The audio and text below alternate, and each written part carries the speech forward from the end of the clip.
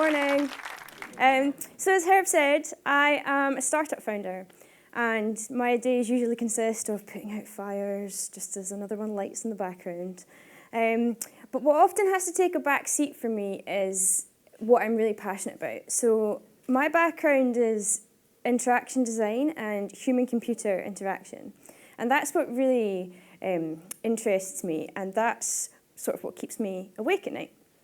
So today I wanted to take the opportunity to talk not about my startup, but about the technology we use today and the impact that it has on us as human beings. So I'm sure a lot of you remember this letter that Mark Zuckerberg published in December when his first child was born. So him and his wife published this letter where he talks about how over the course of their lifetime they're going to give away a large proportion of their wealth. And it's all to very good causes. I think he talks about poverty, sort of reducing poverty, improving education, all very noble causes. But the thing that struck me about this letter was he talks a lot about the world they're going to leave behind. And it's all very sort of future-facing. And just as I read it, I thought, surely the bigger question here is, what about the world we're creating? What are we making today with all this mindless, churning output of technology? And maybe shouldn't we be thinking about how to sort of react to that rather than adapt to it? So this is a pretty common sight everywhere we go these days. It's happening quite a lot at the minute. I'd say maybe about a third of you in the room are looking down at devices. I mean, I'm sure you're just tweeting all the deep and insightful things I'm saying.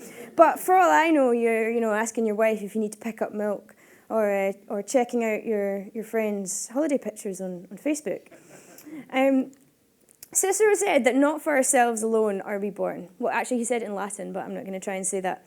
But I think what he was getting at is that we're not just put on this earth to serve ourselves. We're put here to also give to other people and interact with other people. And it's those human interactions that were the basis of all human race. And it underpins everything we do. It's those, even before we could talk, it's those human interactions that fundamentally make us who we are. And in today's world, we've produced all this technology, and we're so hyper-connected all the time that we've actually become quite disconnected from what actually makes us human. So this is the main thing that bothers me about technology today and about interaction design. It's the screen. We do everything through a screen. It's our input to everything, it's our output to everything, and it's our control panel to anything we need to interact with. And the thing with the screen was it was designed in the 1970s, and at the time, it was just the technology that was available to us. It was designed as a way for for engineers to see what was happening inside their computers. And it was the best way we could do it at the time, so that was how it went. But for some reason, we've taken this piece of technology, and for the last 50 years have revolved all of our interaction with technology around this piece of technology. And it just seems like what is now a very imperfect solution that we still engage with in everything we do and have become completely addicted to. I mean, to be fair, we've done a lot with the screen over the years. We spent a long time making it smaller, just to make it bigger again. We've made it thinner. We've made it touchable. We've turned it into little watches and stuck it on our wrists. And in terms of virtual reality, we even started sticking them on our faces. And I think and hope that we have finally started to sort of reach the limit on what we can do with a screen. And we are starting to see a slight shift in the way people are thinking and the way designers and engineers are approaching interacting with technology. But it seems that sort of the step everybody's taking is to look at connected objects. Now, I'm sure you've all heard of the Internet of Things. So I wanted to share some of my personal highlights of the Internet of Things with you today. So does anyone know what a mooncup is? Yeah, the women are like, yeah. So a mooncup, for those of you that don't know, is basically this small little sort of funnel-like object that a woman inserts in herself during her period. And the idea is it's a sustainable and reusable sanitary item. So this, ladies and gentlemen, is a smart Mooncup. This is a Mooncup that's connected to the internet. It has Bluetooth and it connects to your smartphone app. So when you're on your period, you can get your phone out and know how many millimeters of blood you've shed that day. Technology. But don't worry, men, I've got you covered as well with this smart thermometer. So when you're cooking your Sunday roast for your wife and your children, and you pull your beef joint out of the oven, you can put the thermometer in, and then you can get out your phone and read the temperature. Now, I don't know about you guys, but to me that feels like going backwards. So I think the world knows that we need to move away from screens, but we just don't know how. And we need to stop sort of just connecting things to the internet, because we think we're making our lives more convenient, but we're actually just continually making ourselves adapt to old technology. So this is a frustration of mine that I've carried around for quite a long time now, and I've dedicated all of my professional life so far to trying to tackle this. So I promise this isn't a sales pitch, but I can't really talk about this topic without talking about my own product.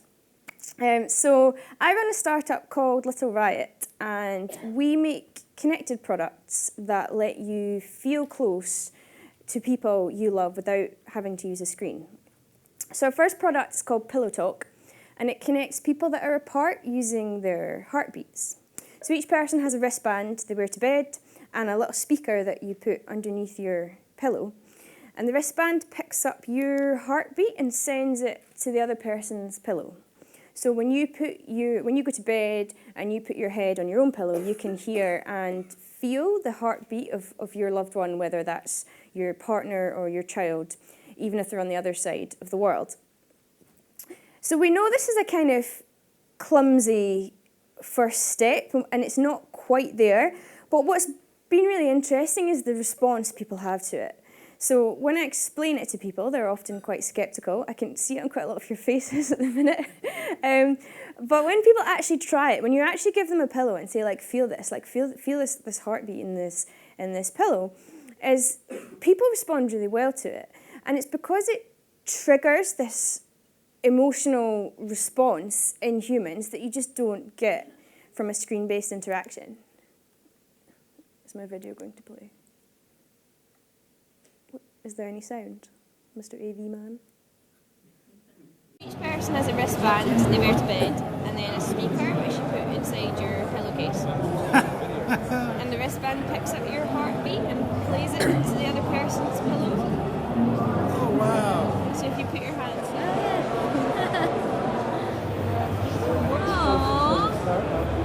Oh, that's really cute. I've seen this online actually. Yeah. Oh my God, that's amazing. Oh wow. Oh, I do feel that.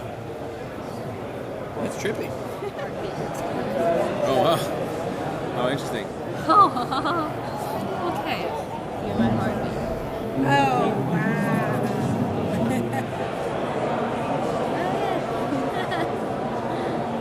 That's pretty weird. Yeah. Wow, that's like really realistic feeling. That's right. So what you're seeing here is a genuine human emotional response to something. And I mean, I don't know when the last time was that you saw somebody get a text message and respond like that. So we call our technology digital presence. And at the moment, our product is mainly bought and used by couples in long-distance relationships, just because that was sort of the use case we originally designed to. But we also have seen quite a lot of success with it used by people who suffer from anxiety or other mental health problems, because it gives them that non-invasive human connection that can help them feel settled in situations where they struggle. But for me, where it gets really interesting is the other use cases we've started to apply the technology to. So we've started to work with a couple of children's hospitals. There's one in Seattle where we're working to put it into their premature babies unit. And we're working with a children's hospital in Germany, which has the largest under 5 children's cancer unit in the country. And in these situations, we can help parents who can't hold their children because they've undergone chemotherapy and they have no immune systems. We can help parents feel close to their children in those situations. And it's these situations where this sort of interaction really makes a difference, because this is the sort of place where text messaging doesn't cut it, or sitting in a video call doesn't cut it when you're having to look at your sick child through a glass wall and you can't feel close to them. And that's the thing about interaction design and what we're creating, is it needs to be human, and we should be focusing on the experience of being human. And I don't have all the answers, and I'm not claiming to, but what we have seen is that we can open people's minds, and we have so much technology at our fingertips at the minute, and instead of actually using it for real impactful things, we just keep connecting crap to the internet. And I just think it's time that we started building a world that adapts to us rather than adapting ourselves to existing technology, or trying to shoehorn the technology we have into situations that really need humanized, not dehumanized. And I've been working on this for about 6 years, and I know there's potential, and I know we're onto something because I've seen the response from people, and I've seen the reaction people have to our prototypes, and the effect that has on people, and how it helps them communicate with people that they love when they're apart from them. And I think the future can look different. I don't think we need to connect everything to the internet. So this is my open call to all designers, innovators, engineers, is let's think about how we can do this differently. Let's be more mindful in the things we create. You know, why are we creating them? What do they do? Is there a need for that? Does it need to be connected to the internet? Is the screen the starting point? But most importantly, does it make a difference? Does it actually have any impact on us as humans and those relationships we have with each other? Because we need to hold on to what it is that makes us human. Because being human isn't convenient. Being human isn't about being able to use your smartphone to turn your lights on and off. It's about getting up and doing it. And it's those little interactions between ourselves and between each other that make us human. Because invisible ties are the strongest. And technology gives us those invisible ties. But connecting our fridge to the internet isn't it. And I think that the future is still ours to shape. We don't need to worry about Mark Zuckerberg and what he's going to leave behind, because we can still change that. And I hope you guys will all join me in creating products and experiences that make our future worlds a truly wonderful place to be. Thank you.